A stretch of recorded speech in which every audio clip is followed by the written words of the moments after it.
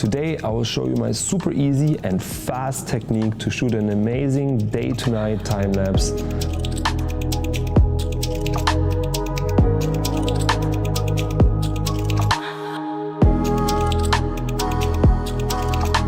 I have shot hundreds of time-lapse movies and developed a super easy way how to shoot and edit them that I want to share with you. It creates stunning results and requires barely any post-production.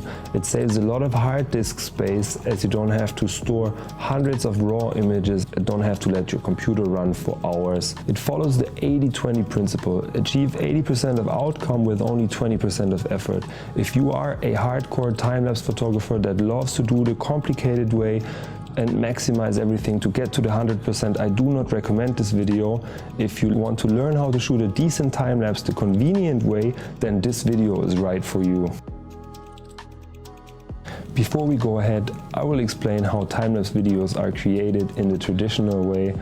Afterwards, I will list equipment needed and show you my workflow, how to shoot all of this in camera. Lastly, I will illustrate a few techniques in post-production that will help you to improve your time-lapse clips even more. So let's get started. Let's kick off with some explanation. A time-lapse is a sequence of images taken during a particular time interval. They are then stitched together in post-production software to create a video that shows the passing of time. The larger the intervals, the faster the passing of time, and vice versa. Quick reminder of theoretical principles: 30 images per second make up 1 second of fluid video. So let's say you shoot an interval of 1 image per minute, you would require about 30 minutes to create a 1 second time-lapse clip, or 1 hour to create 2 seconds, or 5 hours to create 10 seconds of time-lapse, and so on. I hope this makes sense. The equipment I use is very minimalistic. All you need is a GorillaPod or a tripod and a camera that has an inbuilt time-lapse mode and sufficient battery power, and maybe an external battery bank if you plan to shoot for longer periods of time. There is no need for an intervalometer or anything else. When shooting land or cityscapes, I recommend a wide lens to capture more of your scene. In fact, I shot most of the sample footage you have seen at the beginning of the video at 16mm focal range with my Canon wide-angle lens. When you are shooting close-ups of the sun, moon, or another dominant subject, I usually recommend a telephoto lens. I use a Canon 6D or EOS RP for most of my time-lapse videos. The 6D can shoot time-lapse video in 4K and will synthesize the image sequence directly within the camera, which is extremely convenient. I personally like Canon, but I know that other manufacturers now have similar modes. Step number 1, aperture priority. Set your camera to aperture priority. This is extremely important to ensure the best results. It is possible to shoot in other modes, but that might lead to flickering and is generally more complicated, so keep that in mind.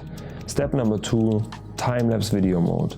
Next, set the camera to video mode, go to the menu and enable time-lapse video. Step number 3, select resolution and interval. Select a 4K resolution and set your interval. I recommend anything between 3 and 7 seconds, depending on how long you want to stay at the particular scene you're shooting. Pro tip: if you want more motion blur in your video and if you're shooting at night, select a longer time interval or use an ND filter. I recommend the lowest aperture your lens is capable to shoot. That resulted in quite good results for me personally, particularly when shooting sunsets and nighttime. Step number 4, take a test image. Once you have set everything up, take a quick test image to get the ideal focus and set your lens to manual focus. That will ensure that the camera won't change focus during shooting and go blurry for a while shooting the time-lapse. This is quite important. Step number 6, start shooting the actual time-lapse and wait. Wait until the sun is fully set or until your battery runs out, but don't quit early because you might regret later and might be missing out the best parts. Once you have finished shooting the time-lapse, congratulations, you're halfway there. Take your memory card and copy the files to your computer and open up Premiere Pro. Section number 4, post-production. Next up is post-production. So first you gotta copy the files. Create a sequence, make sure you create a 1080p sequence Next, go to your folder and drag and drop the time-lapse video onto your timeline. Premiere will ask you whether you want to change the sequence settings. Click no. Now you have imported a 4K time-lapse into a 2K sequence. That means you can increase or decrease the size of your video and create additional motion within the frame. Next step, adjust time. I've shot a video that is about 30 seconds long. It is cool, but it would be a little bit too tedious for a viewer to watch. I like to trim time-lapse videos to about 5 to 10 seconds max. Next step, stabilize your footage. If you experience micro jitters just because of wind or your tripod is shaky, not a problem at all. Go to Effects panel, search for Warp Stabilizer and drag that effect onto the clip. Then change the settings to 10% stabilization. That usually does the job for me. If your footage is perfectly stable, then you might as well ignore this step. Warp stabilizer and speed don't like to work together, so there's a quick hack or workaround. Just right click on the clip and hit nest and then apply warp stabilizer afterwards.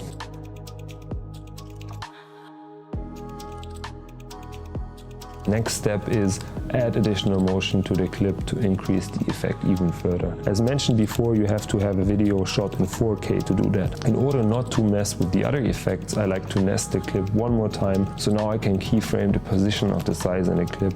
Either pan left to right, we can punch in and out, or shift the image up or down, or a combination of those all. Once you're happy with the results, you have reached the last step and you can export the clip and you are done.